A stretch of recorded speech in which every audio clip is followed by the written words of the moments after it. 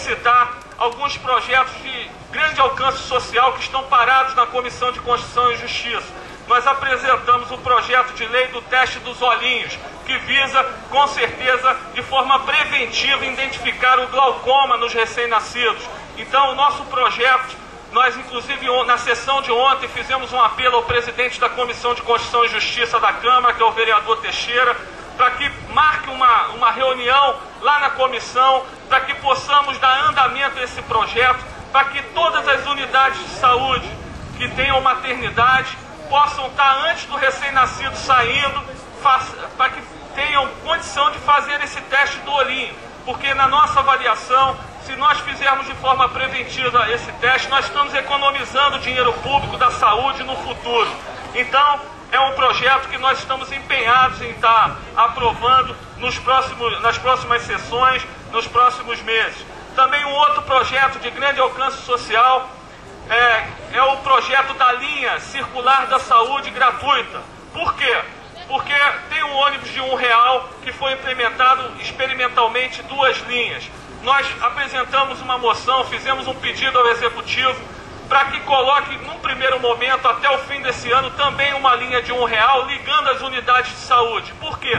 Porque muitas vezes a pessoa vai lá na Tijuca, vai na central de marcação de exame, marca o exame e às vezes não tem dinheiro para ir, por exemplo, no Hospital das Clínicas, na Beneficência Portuguesa ou em qualquer outra unidade. Então as pessoas às vezes marcam lá o exame na Tijuca e descem a pé para serem examinados. Então isso realmente, a linha de R$1, se pudesse ligar as unidades de saúde, iria ajudar sobremaneira essas pessoas que dependem do SUS, que dependem da saúde pública.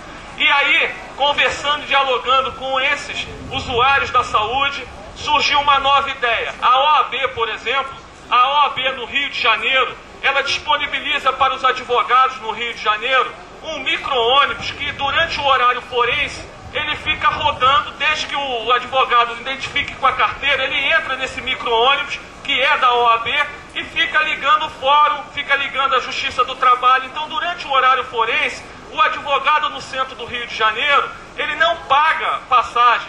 Então, esse serviço a OAB presta. E aí, diante desse exemplo, nós pensamos por que Teresópolis não possa ter, por exemplo, um micro-ônibus da saúde grátis.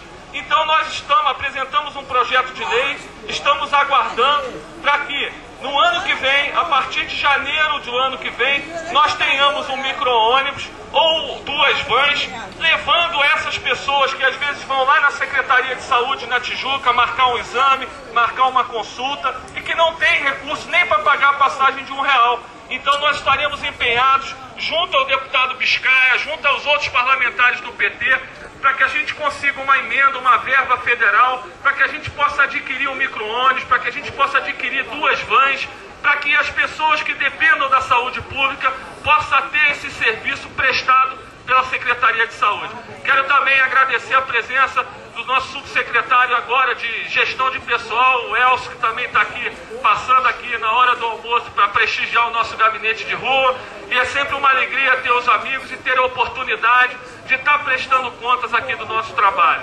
Dizer que o governo municipal, ele realmente pegou uma situação extremamente difícil. Esses 6 primeiros meses de gestão do atual governo, nós estamos vendo que não é fácil, né? A gente pegar aí um quadro extremamente difícil, até você resolver, não será em 6 meses que nós iremos resolver os nossos problemas. Mas nós temos que ter muita disposição, né? Aceitar as críticas de forma construtiva, porque ninguém é o dono da verdade. Então eu acho que o governo, ele errou em alguns momentos, por exemplo, na questão da terceirização do lixo. Eu acho que deveria já ter aberto a licitação e não fez, né? Nós achamos que quanto mais transparente o governo for, melhor a população irá entender.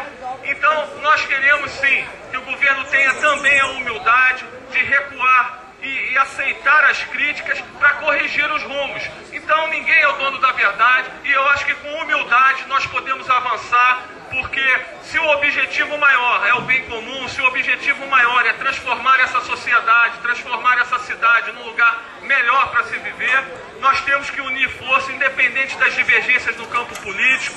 Nós temos sim que acreditar que é possível melhorar a condição de vida da população, sobretudo também dos mais carentes, dos que foram sempre excluídos aqui das políticas públicas.